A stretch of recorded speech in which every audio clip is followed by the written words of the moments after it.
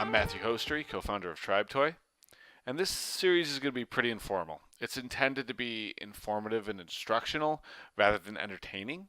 So if you're somebody who makes games and wants to get better at it, someone who's never made games before but really wants to, or you're just really interested in the process of making games, this is for you.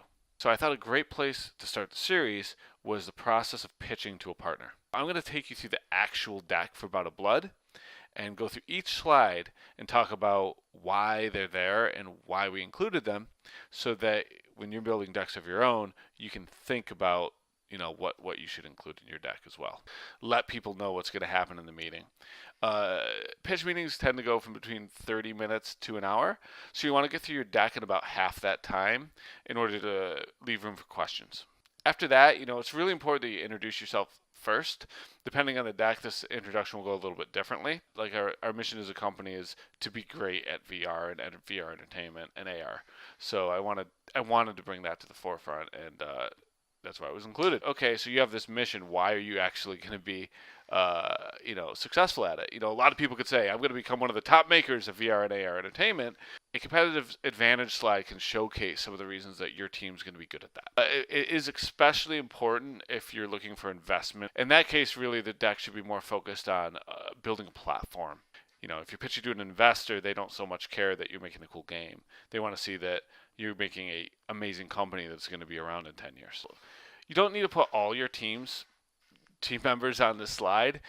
The goal of this slide is to mitigate risk and show that you have the experience you need to make the game. If you're pitching a Telltale narrative game, you probably want to have a writer. If the pitch is going to require a 30-person company, you want to show that you have someone with experience managing that many people. You don't need to have all the disciplines covered, but any gap is going to add risk from a publisher's perspective. Just be honest with yourself. As an example, if you're coming straight out of school, you probably don't have the experience to successfully manage even a 10-person studio. Past titles together, there's two reasons to show off past titles. One, because they were good. Oh, look, we made this good thing already. We're going to make a good thing for you too. Cool. But also to prove you could ship product together as a team. This is even important for experienced individuals. Just because you have a team of top leads from around the industry doesn't mean you can work well together. I've seen teams composed of top talent from around the industry fail. So they get a super lead engineer who's amazing at a 50-person studio. Can be an absolute liability at a 5-person studio. They may have strong management skills that just don't make up for these weak coding skills they have. And now that they have to do a lot of the work at the smaller studio, they're just not as valuable. Also, you just might get this thing where people just don't get along. You get a bunch of top leads and they're all cats and they all have their own ideas and their own vision and they don't want to work together. So having made a product in the past as a team, even a small one, shows that at least it mitigates some of that risk, right? The publisher can go, oh, they're actually able to work together. There's not going to be a meltdown. It's also good just to show, some past titles team members have worked on in their own jobs throughout the industry, whether before they necessarily came together in this particular studio. I've seen a lot of slides, that have just this ridiculous portfolio of games on them. And I can tell you it's good to excite certain people in the room. If you have League of Legends on there or some big title, it can open their eyes and make them take you seriously. Publishers are smart enough to take this with a grain of salt. Really, unless you have a lead who's a lead on one of the projects on this slide, it's not going to mitigate a lot of risk for people, but it's something that most decks have, and it's, I think it's a good slide to have. You have an idea for a game. I like to think that I'm an artist, and sometimes I just come up with an idea because I like it, right? If you're a hobbyist, you could just be an artist. If you need to make money and you need to eat, you also need to vet your ideas. Maybe you're the only person that actually wants that thing. If you're a hobbyist, that's great. But if you need to feed a studio and keep a studio running, then you just need to do some research. Now, this deck will be presented in a way that said, hey, we did a bunch of research that led to an idea. You can also come up with an idea and then do some research to see if it's a good one. I find this is a less compelling argument. You can find data to support anything. So regardless of your process, I just find the storytelling works better if it's structured so that the research leads to a product. Bit of self-awareness combined with a research story. We should make something we're good at. And this just really gets into why your game aligns with the skills of your team. If you have one of the best writers in the industry who's made like 6 narrative games, then maybe if you're making a narrative game, it fits your team. If you've never made like a racing game before and you're making a racing game, that doesn't really have team fit, and that's going to be a risk. If you're going to make something to VR, you should probably make it unique. But unique means nothing without examples. So just provide some examples of what about your game, what about your experience to be unique. Finally, is audience. I think actually this is in a lot of ways is the most important of the 3 slides. The other 2 could sort of be implied from your experience. So, this is the guy that made Civilization. He's going to make a 4X game. He's going to be great at that. Publishers are going to have better data than you do.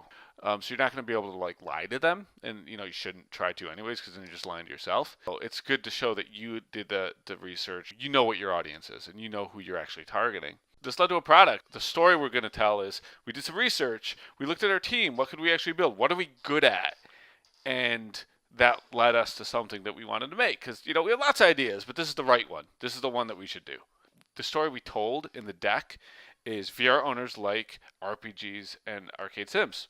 So of course that's what we're pitching, right? You better make sure your story leads up to what you're doing. This just outlines the game. It's like, here's what we're sort of going to be talking about. So this is the vision. This is an elevator pitch. The idea of this is like you're in the elevator with an executive, right? And you're going up, and when they get off the elevator, you can't talk to them anymore. So you have the time of the elevator going up to sell them your idea. So they want to talk, in the future, make a meeting with you. So, your elevator pitch really needs to be like a single sentence. And you should always be refining this. So for Bout of Blood, now I say, you're the captain of an airship in a fantasy reality TV show. And I'm still working on that. And people have really responded well to the crew and resource management aspects of the game.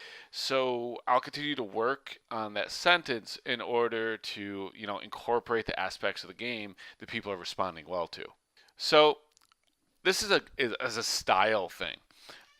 Whenever I pitch, I like to sort of, I always think from the fantasy side, like what fantasy are we selling the player? So the way I would pitch this is we want the players to feel like Han Solo piloting the Millennium Falcon. So Han Solo, if you think about him, he's like the guy always doing the most important thing on the ship. He's the one flying, shooting if that's the most important thing. He'll tell Luke, get over on the turret. He'll tell Chewbacca to start fixing stuff. He's in command, but he's doing the most important thing, and that's how the player's going to feel. What IP we're creating, like what's the world we're putting players in, like a diverse cast with the sci-fi banter, right? Like Guardians of the Galaxy, Star Wars is coming back at the time. This deck's like 2 years old. We have this competitive arena thing, like Hunger Games, tons of PUBG games built, the battle arenas, but it's right at the beginning of that. And then we also just know our audience, the VR audience that we researched, likes gratuitous worlds, like Borderlands, like that. There's so many of them that own that, so like Mad Max is a good correlation to that. This is sort of, we're going to combine these things and make this new IP. So that's sort of like the storytelling thing. That's a style thing. It's just something I like to do to sell the fantasy. Setting. Don't spend too much time on this. It's really hard to sell unique IP. You can do it with a really low price point, which is what we did, or you could sell a game that happens to have a unique IP. Like, everyone wants a VR shooter, so we're going to do that. But if you're going to really sell an IP, you have to be great at creating the IP and a lot better at pitching it than me. And in that case, you got me beat, so I can't really help you.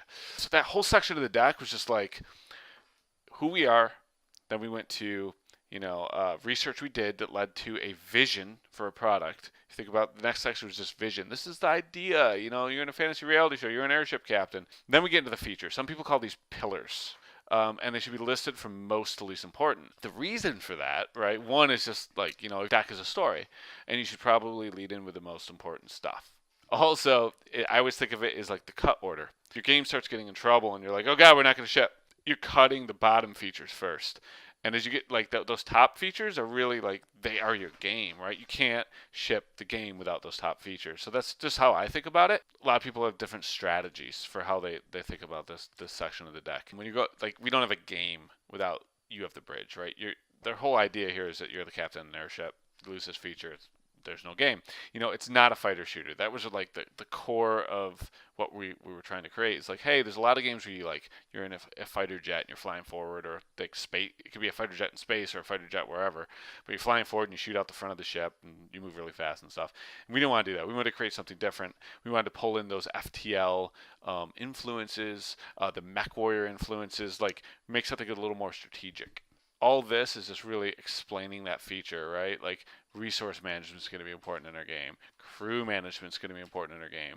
Propelling borders. This is like in a smaller pitch, this could have been a feature of its own. Sometimes in the bigger pitches, you got to sort of compress, and this is what it means to be a captain. Part of being a captain is repelling borders, because that's something captains do in, Roman style, Star Trek Enterprise style combat, which is actually very Roman, and could get into the whole history of naval combat. It's pretty interesting. We did a lot of research on that when we were making the game.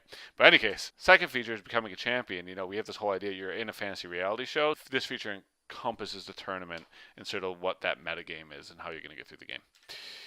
Your choices make the story.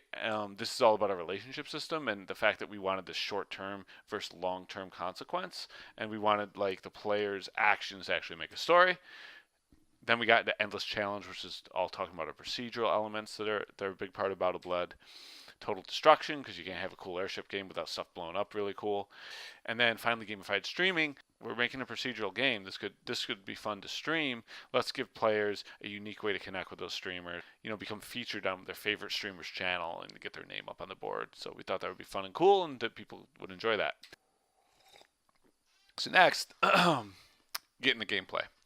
So if you think about it, we just explained all the pieces that make up the game, those features, those pillars, right? But how do they fit together, right? Like, what game are we making? And that's what this section really is for, right? You get into the gameplay really quickly. What is a loop? What's your gameplay loop? Like, what does the player do? Like for example, our season loop, which is later, is you enter a match, you go back to captain's quarters, you interact with some challengers, build relationships, get sponsorships to upgrade your ship, and then you go into another match. And that's the loop. And you do that until you either voted off or you're champion. The gameplay section is just really going to explain to people what you're building. Whatever partner you're pitching to, they don't care about your nitty-gritty details. They just want to know what you're building. So you don't need to tell them, when I press X, I jump, and no one care. And then something I like to do is just some feature breakouts. Sometimes you have a system that you want to quickly describe, like if people have questions about it. You sort of got to take a read of the room. Talking through the pitch, everybody's like nodding, they're attentive, and that you can tell they get the game. You just blow through these slides. They're not important, right? Yeah, you travel to new locations. Okay, events. There's going to be events. They're procedurally created. Lada. Right? You don't need to spend a lot of time. If you find that people aren't really getting you, you might have already lost the room at that point. But if you're practicing your pitch and you're pitching to a lot of people beforehand, you might be able to find those areas where people tend to have trouble understanding your game. This way they don't understand this element of it. So figuring out what those elements are ahead of time allows you to add some feature breakouts so you can sort of drill in depending on how the pitch is going. So that's what this section is here. It's just, earning points. We earn points. Let's talk about that for a little bit. Upgrading your ship, if people want to know more about that. We're going to do motion controls. It's something that's really important to us. We want to make motion controls awesome. Prototype. So let me be really honest with your chance to pitch to a publisher, right? They have hundreds of decks. I've literally seen piles of survival game, but with interesting thing here.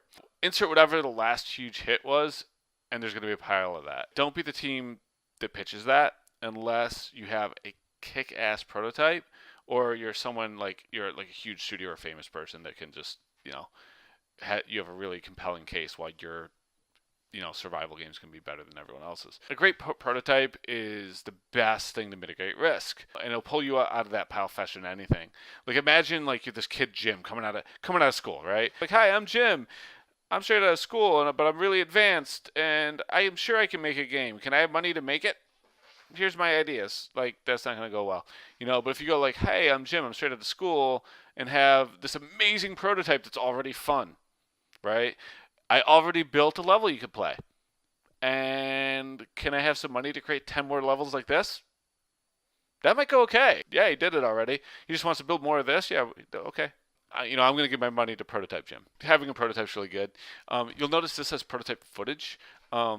in general, like you always want videos of everything in your deck, and you're probably going to skip them. Imagine like you go in there and you've been talking to these same two people, the same two contacts within the studio for like X amount of time. They would have even played your prototype before the pitch, and now you're going and you're pitching to a whole room of people. Having that video there, you can skip through it if everyone's already played the prototype. But if they haven't, you can be like, hey, check out this video.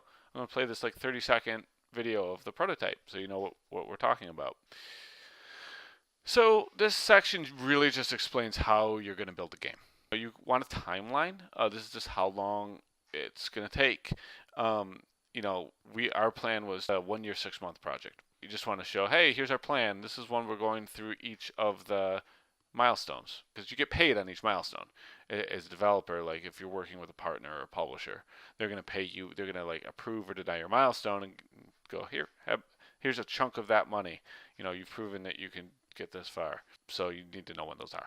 This slide really explains who's working on the game and when they're going to ramp up and come on. The important thing here is that like you don't have too many TBDs. It's going to be hard to sell if you have like a 3-person team and you're like, hey, we're going to find 10 more employees in the next year. It's like, you're going to grow your studio like 3 times the size in a year. That's a hard sell. It's really hard to find people that fast, and your studio is going to have growing pains. We started, if you look, like in April, we were 2 people full time. And by the time we got to 5, we had to change so much. 2 people, you just talk to each other. With 5, you have to start adding like some production methodologies. You have to start doing things like stand up, right? People just get disconnected even with as few as 5 people, and you just have to change your philosophies. There's no one size fit all production process. Like the production process that works for a 40-person team isn't going to work for a 10-person team because it's going to be overwrought and slow and just too cumbersome. You just have to be honest with how fast you can grow your team. Also, like, you want to make sure that the most important people on the team are not TBDs, or at least most of them, right? If you're building like a narrative game and you don't have a writer, like the whole game is built around a narrative, that's going to be a hard sell. It's like, oh no, we're going to hire the critical person. We're going to find that person. It's like, it's a lot of risk, right? And really these decks, it's not only just selling a great idea, it's mitigating risk. It's letting your investor and your publisher, your partner, whoever it may be, know that, we're actually going to produce this product and we're not just going to waste your money, right? Because, it's the game industry is hard. So like, these guys have a right to be a little cautious. This is, more than most people would like show, but whatever. This is where you ask for money. For Bottled Blood, we ran at $7,000 per man month. Now, that's not salary. That's total expenses for the studio, right? So that's including office space, a computer, desks, heat, taxes, workers' comp, software, unemployment insurance, liability insurance, like lawyers' fees, accountants' fees. The list goes on. And our total development came to $559. We made a lot of game for that amount of money. To do that, we had to make some sacrifices. Everyone on the team took a pretty massive pay cut. Normally, I think Bottled Blood would cost closer to $1 million to make. We weren't really doing this for money. We just love VR. Like, if we wanted to make money, we would have stayed at the job we were at. But, we love what we're doing and we love making these games. So for us, it made sense. But you need to keep in mind what your goals are when you're, presenting an ask. The average man month for a studio is between about 10 and 12,000. In the end, just be honest with yourself. Will your game have a large enough audience to make back that ask? Can you make the game for the amount of money you're asking for, or are you going to run out halfway through? Good luck with pitches of your own. Feel free to post questions below and subscribe if you'd like to learn more about making games or Bottled Blood. Thanks.